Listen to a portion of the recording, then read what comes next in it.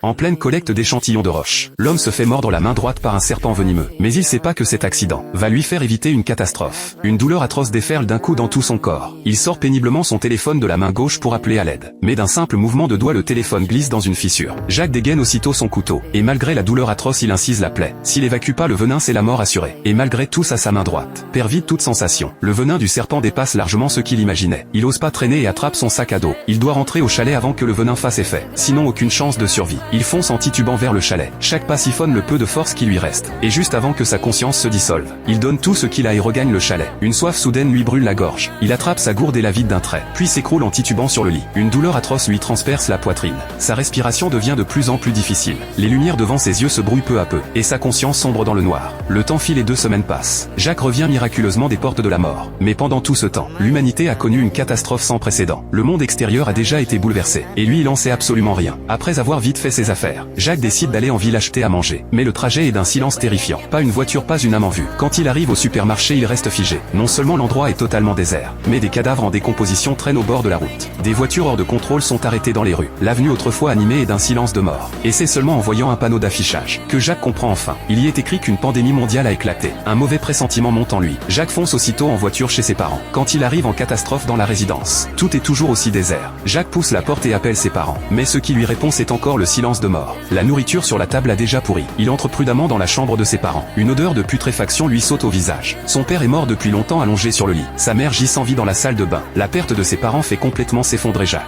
Longtemps après, il creuse un trou profond dans le jardin et enterre ses parents avec le plus grand soin. Puis Jacques prend la route vers la trépidante Las Vegas. Peut-être qu'il y croisera des survivants. Mais une fois arrivé, la ville est toujours aussi silencieuse. Les rues illuminées sont totalement désertes. Désespéré, il entre dans un hôtel 5 étoiles et se prépare un bain chaud pour se détendre. Après sa douche, il rejoint le bar, se sert un verre et compte savourer un instant, quand une voix le fait sursauter d'un coup. Il y a bel et bien un homme et une femme vivant ici. Jacques attrape une assiette pour se couvrir. Heureusement, les deux sont pas mal intentionnés. Puis l'homme sort des articles de presse pour les montrer à Jacques.